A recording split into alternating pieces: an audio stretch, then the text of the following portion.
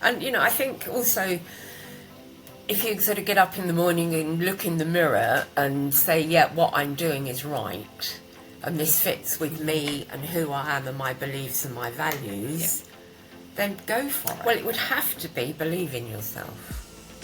It would have to be believe in yourself. And behind that, I would say imposter syndrome. And I think that was the very first time that imposter syndrome began to be kicked out the door. Welcome to A Beginner's Guide to Being a Grown-Up, the podcast, my passion project to interview interesting people about the pros and cons of life and the ups and downs and see what they've learned as they've gone through that journey. This week we have the fabulous Jill Pay. Jill is a trailblazing leader with a passion for empowering women. She has focused her career on improving women's economic progression and supporting female entrepreneurship. She is the co-founder of the Gender Index, and I know we'll talk about that more, and a non-exec director of mnAi. And getting data-led change is, I know, a passion for her. In addition to that, she was the first female Serjeant at Arms in the House of Commons, and I'm hoping she's going to tell us some great stories about that. Jill, welcome, and thank you for joining us today. Thank you, Sam. I'm delighted to be here. Excellent. So I'm going to kick off with the question I ask everybody, which is about that journey into adulthood. So tell us a little bit about your younger life and kind of how you started out in adulthood. I was born and brought up in South London, and in the early years my father was in the army till I was about 5, so my mother and I lived with my grandparents, which was particularly exciting because my grandfather was a magician. And I do describe it that I had a magical childhood. He was a children's conjurer. It wasn't about cutting bodies in half and putting them back together. It was more about white rabbits, and he did have a few miniature white rabbits in a shed in the garden. And the house looked very ordinary, semi-detached, end of the row with a garden round it. But once you got inside, it was very different. And the loft was made into a little theatre with one row of seats for 6. And he used to invent a lot of his tricks, so that's where he practiced. And then I could bring my friends in there and we could be the audience and he could try things out. So it was very special, and it was a magical childhood. But it was as much about growing up in of an environment of being loved and told that you can do this, of course you can do it. And that sort of went through. And I think the magic for me came when that turned from you can do this to I can do this, and that was sort of very much a thread through. I went to an all-girls school in Croydon, and then I went to college in Croydon where I did business management studies. And business management has been the bedrock of everything I've done and everything that I do now. So that sort of is the platform that I sprung from. And I began working in advertising as a business manager to the creative director. And then I worked in the private medical sector. I ran my own, co-founded, that seems to be a theme. I co-founded an event management company, but that was at a time of recession, so that really didn't fly. We stuck with it for about 3 years, but it didn't fly. And then I worked in the public sector in an education project, and that was a 7-year funded project. And it was all about giving children much more of a vocational experience by running mini enterprise activities in a centre. And part of what I did was with 6th form colleges and setting up a network between colleges in Croydon and Denmark and Spain. And we're talking the early 90s now, using state-of-the-art technology. So it was Apple Macs, video conferencing, colour printing. And they did a lot of the work between the groups by video conferencing, but then they actually visited each other's countries, had amazing experiences. But that was a 7-year funded project, so I knew at the end of it I would have to look for something else. And so I started doing that and applied for some jobs and got offered them. My friends thought I was very picky because I turned them down, and I just knew the job was out there for me. Having had this kaleidoscope career and all these different experiences, I knew that the right job was out there and that I would find it. Anyway, one day my husband John brought home the Daily Telegraph and said, oh, there's a job in here that's everything you like doing and all the things you're good at. And I looked at it and it said Head Office Keeper, House of Commons, and I laughed. And I said, well, A, I know nothing about politics, and B, I don't know what a head office keeper is. Anyway, he encouraged me to read on, and I did read the ad, and he was right. It was all the things that I enjoyed doing and that people told me I was good at. So I applied for this job of the head office keeper, and after many rounds of different kinds of interviews and headhunters and isometric testing and presentations, I got to the final 3. And I don't know if you've been in the House of Commons, but Central Lobby is a big, vast, open area.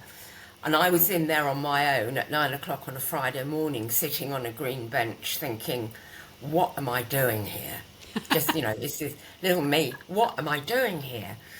And then after 2 or 3 minutes, I thought, well, there's a recruitment panel who've got me this far.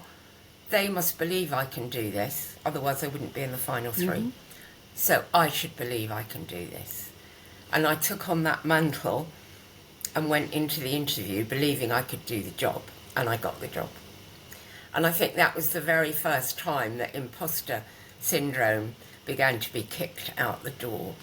And I think the point of it is that, and this is when I coach people, I tell them this, that you should have respect for the people who are offering you the job or giving you the project, because they believe you can do it, and therefore you should believe you can do it. And just have that bit of respect for the decision they've made to give this thing to you. So I think that was, in retrospect, that was a big learning. Anyway, I got the job, and it was actually the facilities manager in the House of Commons. So all the things I'd done, so when I worked in the private medical sector, I was doing estate management, facilities management, lots of customer service and advertising, lots of project management and other things. So all of that came together and got me this job in the House of Commons. And I was the first woman to have that job. And I was also the first woman to have come from outside. So previously it had all been dead men's shoes and people had seen their career path through to retirement. So there were lots of invisible daggers behind me. But I believed I could do it, and I stuck to myself and my beliefs and my principles. And it wasn't so much about service delivery, it was about cultural change. Mm-hmm. So the senior management were very military and the staff were down here, and there was this chasm between them. And all the men were called by their surname and all the women were called Miss Smith or Miss Brown, whether they were single or married or not. So it took me 5 years, but I did bring about that change, and were able to identify the people with potential and develop them along so there was a good pipeline, and close that gap between the senior management and the staff. And then my next role that I was given was to open Portcullis House, which is the newest parliamentary building. And that was about an 18-month project, and it was about getting the building ready, moving all the members in. And that was quite good for later in my career, because I'd got something that they wanted. They wanted to have an office. There are only 211 offices for 650 members. So I got to know quite a lot of them, and I was up on scaffolding with hard hat and boots and showing them round. And I was involved a lot there was a lot of technical security in the building. So I was involved in a lot of that as well. And that ended by organising the official opening by the Queen, which was quite a nice way to end that piece of work. And then after that, I became the equivalent of the Chief of Staff to the then Sergeant at Arms, and worked closely in the office. Then one of my colleagues retired and I became an assistant. There's 5 sergeants, sergeant, deputy and 3 assistants. And I became one of the assistants. First woman to do that, but that was an internal competition.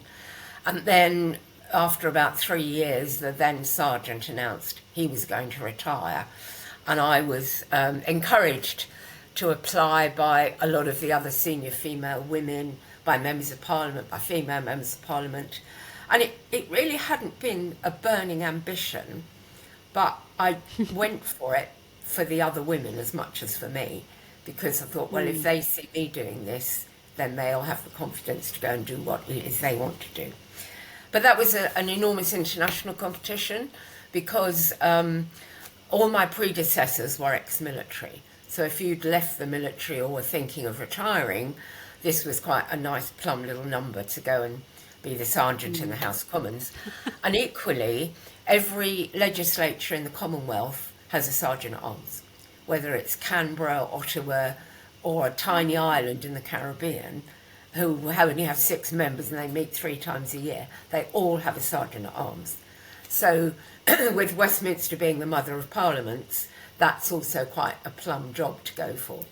So it was a big international competition, and again, I think I applied beginning of September, headhunters, presentations, papers, informal interviews that really weren't, all sorts of things that we went through. And by the beginning of January, it was down to 2 people. So that was an ex-brigadier and me. And the Speaker was leading this recruitment, and he and his advisors had to decide, did they want more of what they'd had for 600 years, which was very much a black and white no or yes style, which of course encouraged members and their staff just to find a way round it to get what they wanted, or my style, which was much more facilitating, and that was working with them to agree what it was they wanted to do and find a way to do it that didn't upset the Speaker, break the rules, or from my point of view, compromise security, because 80% of this job was about security. So can you explain what the Sergeant at Arms is? Because I think it's something that if you're in that world, you probably understand it, but I other than the bits you see on telly... Sure, yeah. Just strutting up and down, yeah. Yeah. So what was the job? It goes back to the medieval kings. So when Henry V was on the throne, his mounted bodyguards were his sergeants at arms, and he would send them off to press gang soldiers or get the sailors to go and fight, the naval battles in France. And in 1415, he sent one of them, called Nicholas Mordaunt, down to the House of Commons to help the Speaker to keep order because it was very unruly. You may think it hasn't changed. I couldn't comment. Shocking. But anyway, Nicholas Mordaunt went down there, helped the Speaker to keep law and order, and he must have done a pretty good job because there's been a Sergeant at Arms there ever since. So it's about security and access and ceremonial. And, through the ages, that role hasn't changed. I mean, it's changed because of developments in technology and the size of the house and all that kind of thing. But when I took the role, it was about security, ceremonial and access, and that's what it was for Nicholas Mordaunt. 80% of the job is security. When I did it, 80% of the job was security. And you're responsible for the safety of the, 3,500 people working on the parliamentary estate and 1 million visitors a year. Wow. And it's quite a challenge because you could build a wall around it and it would be incredibly secure, but there would be no democratic right of access. Or you could let everybody in whenever they wanted to come in, and then security would be at the very floor level. So it was about keeping that balance between the security of everybody in there and then but the democratic right of access. And when the threat level changed, then you had to make the adjustments accordingly. So, that's basically what the job was about. A lot of it was, the bit that people see is the ceremonial side. Yes. And the uniform is based on Georgian court dress for the males. But because I was the first woman, I had quite a big hand in designing it. So I wanted us all to look the same if we were, all 5 of us, to look the same if we were photographed together. But I had mine made of barathea, which is a lightweight wool, where theirs more like a broadcloth. I didn't have a waistcoat. My jacket, which looked exactly the same with frogging, but mine just did up at the front. I had a skirt, not breeches, because I thought I looked like a principal boy in breeches. Had the same black patent shoes with a silver buckle, but mine had a heel. And somebody directed me to the shop that sells the medium-heeled shoes for air stewardesses, because they're on their feet all day. Yeah, so I had several pairs of those. Yeah, and the men had this very stiff collar, pin-tuck front, long sleeves with cufflinks. I had a sleeveless pin cotton shirt with a mandarin collar. So if you saw us, we looked the same, but mine was very comfortable. You built in some comfort, I like it. That was a big difference, yeah. So going back to the appointment, and it's a royal appointment as it was with Henry V. So the Speaker and his advisors made the right decision and decided that somebody from a business background was more appropriate for the Commons in the 20th century, and recommended to Buckingham Palace that I be appointed, and it was announced by press release from Buckingham Palace on the 30th of January 2008. And at 12:05 I was expected to be the world expert on everything to do with being a sergeant, which of course I wasn't. But I did have a brilliant network, so I had all the expertise available to me if I needed it. And, as you know, those networks are so important. Yeah. But never more important than on that day. Absolutely. Yeah. I'm really interested in... So I can tell you, I remember the first time I saw you on telly. I can remember the first... And obviously I didn't know it was you. But I remember it being announced as the first female sergeant at arms. And I remember the first time I saw a woman doing that job, so which must have been you. Did it feel momentous to you that you were the first woman? How did it feel? It felt great that I'd got the job. It felt great for all the other women who'd encouraged me, and that, I did feel I could be a role model for them. But it just took me back. When I first joined the House to be this head office keeper, Betty Boothroyd took me around Speaker's apartments, which is like the state apartments of the Speaker's residence. And as we were going round, she said to me, I hope you feel as I do, that you've got this job because you're the right person to do it, and not only because you're a woman. And that has stuck with me. Yeah. That was then it was about 12, 14 years since she'd said it. But that stuck with me. So, yes, because I'd been through this huge competition, which was very thorough, I did feel that I was the right person for the job. But I was thrilled that I was a woman as well. Yeah, brilliant.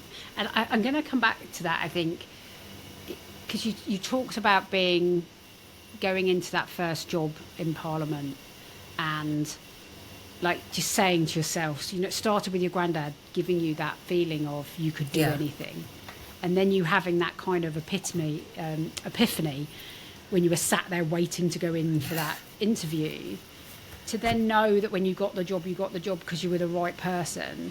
That's quite powerful, isn't it? Because we know a lot of people struggle with imposter syndrome. Yeah. I'm interested in, what do you think had happened in that journey to that point where you sat in Parliament and thought, do you know what? If I think I'm going to be good enough for this job, I'm going to get it. What do you think were the experiences that you had that got you to that point of being able to go, no, actually, I have a right to be here. I'm good at what I do. I deserve to get this job. I'm an eternal optimist. Optimism is in my veins. Yeah. And I never let an opportunity go by because they don't come again. No. So each time I've come to one of those points that I've thought, can I do this? And I'm very quickly, yes, I can do this. But if it doesn't work out, there will already be something on the horizon. So it's quite interesting. John he's a pessimist, I'm the half full and he's the half empty. And I get excited about looking forward to Christmas and holidays. And his view is, well, if you get too excited, then you'll be disappointed. And my view is, no, I won't, because there's always more ideas, or there's something else on the horizon to check through. So it's about that. It's self-belief. I mean, it comes down, I don't like the word confidence, I prefer to say self-belief that has got me through. But that does go back to the environment I grew up in as a child, definitely. Yeah, it's so important, isn't it, to have that at an early age, really be given that almost permission that you can do everything. So what I'm into, and I want to talk about gender index because I think that's a really important part of your journey. But before that, I want to take us back to your 18-year-old self, Croydon, starting at Croydon College. What if your 18-year-old self could see you today? what would she recognise in you? Maybe that optimism is something she would recognise. What would she recognise in you and kind of who you are and what you've done? Yeah, she would recognise this can-do attitude that I have. She would recognise that I'm loyal to a fault, which is something I'll come on to later. Yeah, but she would recognise and she'd say, well, she hasn't lost it. She's definitely hasn't lost what I had. That's taken me all the way through. Yeah. Amazing. So on the flip side of that, Yeah. what would she be absolutely blown away by? Oh, God. Well, she'd be blown away that I had that really traditional job in the uniform. I mean, that was not on her horizon ever. You know, I said my father was in the army, and when I was 8, I thought the last thing I'm ever going to do is something like that. That was I'm guessing just she not... would not be surprised by the fact you designed your own uniform. No, she wouldn't be surprised about that at all. No, she wouldn't be trying to make it mine. But then she would also be surprised that sort of in a different stage, I was doing all these techie things, which I haven't told you about very much. But she'd be really surprised at that I was doing these techie things surrounded by young male whiz kids. So tell me a little bit more about that, because I think that techie piece and the data-led piece very much connects into gender index, doesn't it? So Yeah. tell us a little bit about how you got into doing that techie stuff and how it kind of forged a bit of your Well, career. when I decided I was going to leave the House of Commons, I wanted to leave while I'd still got the energy and enthusiasm and health to do other things. If I'd stayed another 5 years, I'd have burnt out with this massive security responsibility. So I thought very hard about what it was I wanted to do, and I had some coaching to help me sort out what it was I wanted to do. And I came down to being passionate about supporting children and women and small businesses to grow and develop and thrive. And I was very soon after, even when I left the House of Commons, I became a member of the all-party group on women in enterprise. And within that, I somehow found myself leading the data and information work stream. And all I got from the other work stream leaders there was, well, how do we know how women are doing leading their own businesses? We haven't got any data. We don't know how many there are, what sectors they're in, how are they doing, or whatever. And a group of us for about 10 years we knew the data existed and we were trying to get it unlocked. So there were academics, there were female entrepreneurs, there were people in financial services, influencers like me, which is how I describe myself now. We were all trying to get this data, and we talked to government and the universities, obviously, HMRC, and we just didn't make very much progress at all. Until June 2020, when Julie Baker of NatWest, who was also a member of the Women in Enterprise All Party Group, introduced me to a man called John Cushing, who was the founder and CEO of the mnAi data platform.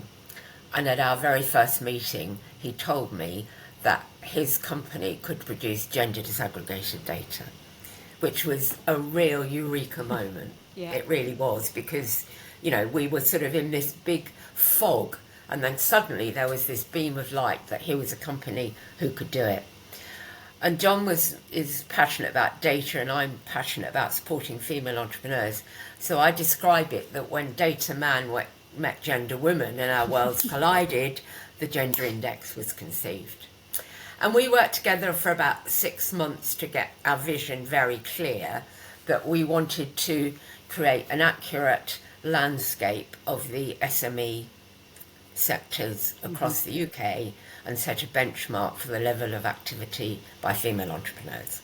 And it was perfect, you know, the platform itself is perfectly capable of doing that. And going back a bit, John knew he'd got this rich pot of data, but didn't know how to share it or do some good with it. And then there was I looking for this data and wanting to support female entrepreneurs, but if you can't measure it, you can't manage it, and you don't make things happen. So this was how it came together. We had some, very early on, the red line was that it had to be free to access, because only by people using it would we make a difference and push the needle. So we were able to attract like-minded organisations who shared our ambition to improve the number of female-led companies that there were, but also to achieve Alison Rose's ambition or prediction with the Treasury that if women started and grew their companies at the same rate as men, it would add another £250 billion to the economy. And that prediction came from Alison and the Treasury in 2018-19. So that was very much a driving ambition for all of us with our partners. So we had sponsoring partners, but we also had academic partners, because it was very important to prove the integrity of the data, because otherwise, we would have cynics and disbelievers. Yep. So through Stephen Roper, who is at Warwick Business School, and he's the director of the Enterprise Research Centre, he's led the academic side. But we have, we have Cardiff, the business school at Cardiff University for Wales, Queen's Belfast for Northern Ireland, and a collaboration between Strathclyde, Edinburgh and Glasgow in Scotland, and then Stephen at Warwick Business School for England. And to begin with, we gave them a year of data and asked them to try and break it, which they couldn't. So they then went on to do the academic research and produce their findings and insights that form the basis of our report. So the first report was in 31st of March 2022, and that was based on the 21 data, and we've just, as you know, produced our fourth report. And we still have those same academic partners with us and our sponsoring partners, who they're real partners. They don't just give us the money and run, or we run, but they do work with us very closely and collaborating on all sorts of events that we do, hosting events, all sorts of things. Awesome. So that female piece is obviously a real passion for you, and the gender index, the information that gives, really, I think, is so important to get it out there. But you also, I know, have a real passion for education and children. Yeah. Where did that come from?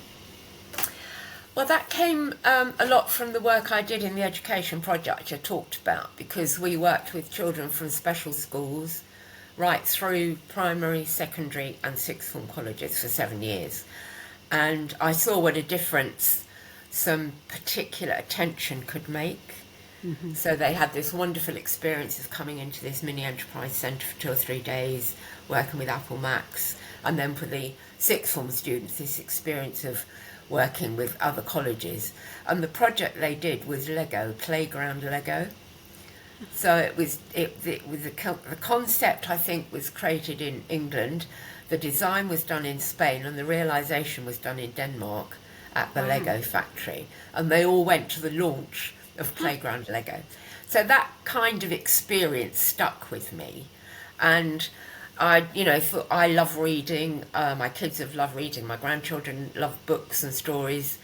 And I read in the Evening Standard, it was the summer that I was thinking about leaving the House of Commons, that the SATS results across London had been very poor. And the Evening Standard ran a campaign called Get London Reading. And that campaign was going to be delivered through the Beanstalk Literacy Charity. And the Standard managed to raise a huge amount of money through a Russian oligarch to pay for 25 volunteers to go into one school for 1 year to prove the difference help with literacy could make. And I thought, that's my street. A, it's reading, B, it's innovative, and it's very topical.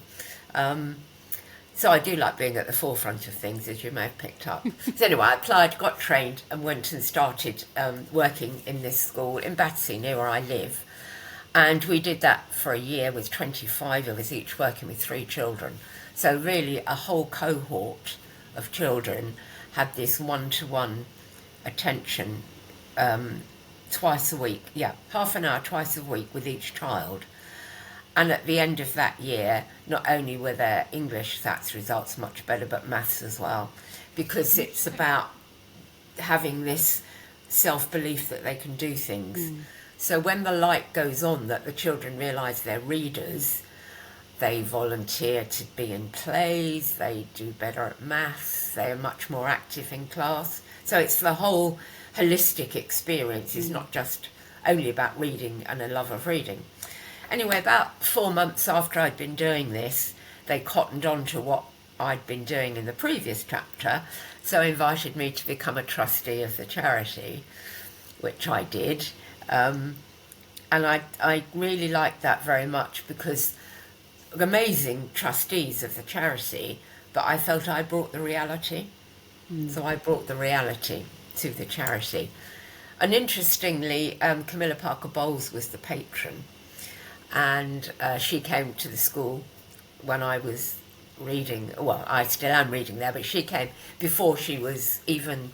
Oh, she must have been married to Prince Charles, but she wasn't the Queen. And she came in and read with the children. And because the charity is called Beanstalk, there's lots of books about Jack and the Beanstalk.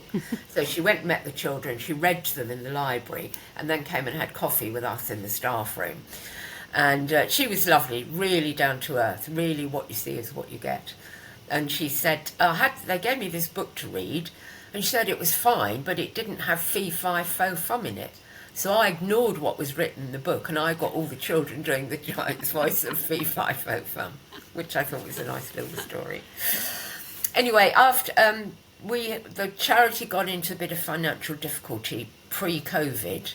It was in 2018, and an approach was made by the then chairman of the trustees to the Quorum group of charities.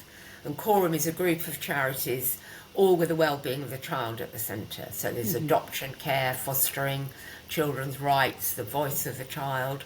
And Beanstalk became part of the Quorum group.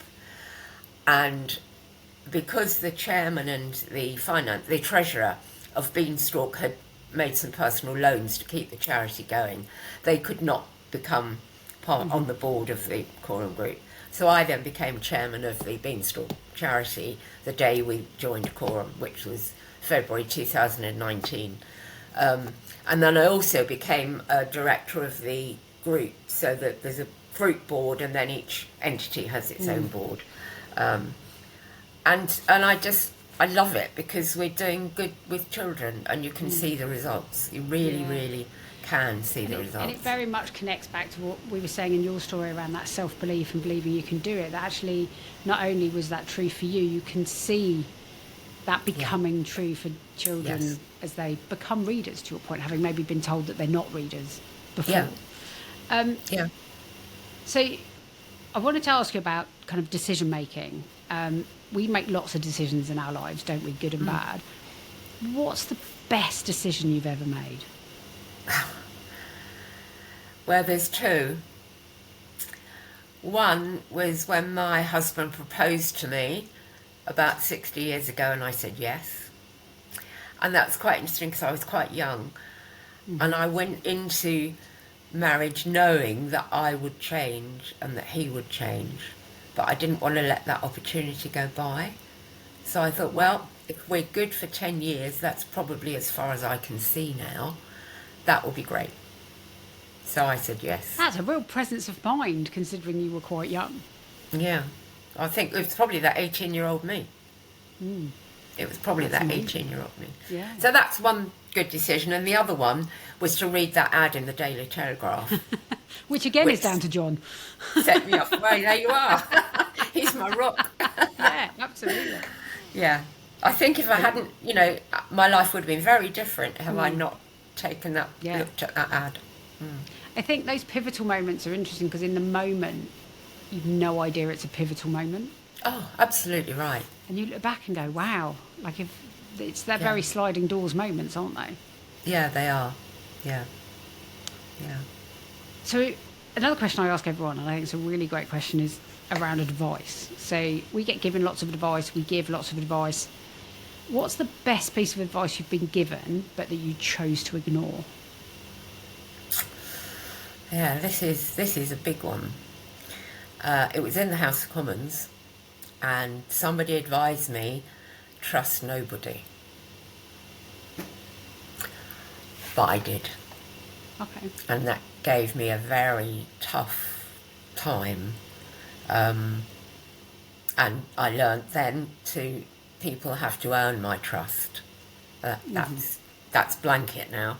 But it was good advice and I didn't take it because I have this blind loyalty to people, which is loyal to a fault. So yeah, that was very difficult. There were some people who were trying to get me out of this big job. There may have been misogyny in it, I don't know, but we won't go down that route. But that was the advice, the good advice that I didn't take. There was the trust issue. So now people have to earn it. Yeah. But I think as well, if you are a loyal person, your default is you do want to trust people. Yeah. And I think that's very you, isn't it? That actually during your life, you've trusted yourself during your life. I think sometimes if you trust yourself, sometimes your default is to trust others because you've learnt to do it with yourself. Yeah. So that was trusting others selectively. I think that's a hard lesson to learn, but I did learn from it. Yeah. I think those hard things are definitely the things we learn from most, right? Yeah. Oh, I agree. Yeah, totally. Yeah. Another question, it's actually a new question that I haven't put in many times before, but someone offered it up to the listeners in one of the podcasts I've recorded recently. And so I've now popped it in as an extra question, which is, for the listeners, I love giving them an action. What challenge would you set any of the listeners for their lives? For their lives? Off what you've learned. Well, I suppose this isn't really a challenge, it's a bit of advice, but it's never let an opportunity go by without looking at it really closely, because they don't come round again. And I think the other one is to challenge yourself. Challenge yourself to do something that you're either scared of or think you can't do or have never even thought about before.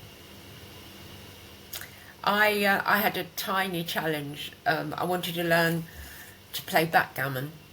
I'd never learnt to play backgammon in all these years, so, that was it. Did it very quick. But what made me think of backgammon? So it's about thinking about something, quite big that you've never ever done before. That would be the challenge, I would think. Something that you think you're scared of and you can't do. There's one thing that I know I can't do, and that is sing. I cannot sing in tune. I don't even understand what a key is. People say to me, when you sing, every time you draw breath, you change key. I say, well, so what does that mean? I really can't. So I suppose that would be a good challenge for me, to take some singing lessons. But yeah, be brave, go and try something. What's the worst that can happen if it doesn't go well? Yeah, I love that as a challenge. Going to be brave and try something. And I think you've just given yourself a challenge to learn how to sing as well. I think I just did. Yeah, you did. It wasn't meant to go that way. You might have to come back on and demonstrate. You might regret that. I can't sing either, Jill, so we'd be fine. We'd be a pair. Great. I can't believe we've got to the final question, because this has been so interesting, and learning your journey and how, especially how you got into the roles, and then I think having that confidence or self-belief, as you said, to then pivot to something new, because I think it's very easy to get comfortable in what you're doing, but throughout your life you've clearly learned to go, okay, I've learned how to do this, that's great, this is interesting, let me take a risk, let's challenge myself to try something new. And that self-belief that sits behind it, which, as you say, very much came from your granddad and the upbringing you had. If you could put one piece of advice from your lived experience into the beginner's guide, what would that one piece of advice be? Well, it would have to be believe in yourself. It would have to be believe in yourself. And behind that, I would say imposter syndrome is a complete waste of your precious time. Because the time you spend worrying about being an imposter, you could have done what it is that you're a bit scared of. If I'm coaching some people about this, I sit around a table and I say, well, the first thing I want you to do is to write down how many imposters there are sitting around this table. And of course they all say one, don't they? And that goes back to the respect thing. That really does go back. Because if you've only written one for yourself, then you're respecting the other people. I really don't have time for imposter syndrome. So I'm happy to work with people to get rid of it out of their life, But it is such a waste of precious time. Time is so precious that it's much better used on doing something positive and something for somebody else. I think, and again, I think that's really powerful, which is the self-belief. I mean, you have to work at it, don't you, to have self-belief? Oh, yeah. But I think the flip side of that is the thing that gives you that self-belief is just choosing not to give time and energy and power to the doubts. Yes. Because the default then is you have to believe that at least you can give it a go. Yeah. Yeah, that's absolutely right. Yeah. And, I think also if you sort of get up in the morning and look in the mirror and say, what I'm doing is right, and this fits with me and who I am and my beliefs and my values, then go for it. If it doesn't fit with your beliefs and values, we shouldn't be doing it anyway. I think that might have to go in the book, actually, because I think that's an amazing piece of advice, which is if you can look in the mirror and say, this fits with my beliefs, then go for it. If it doesn't, don't do it. I think that's it sounds very simple, but it is.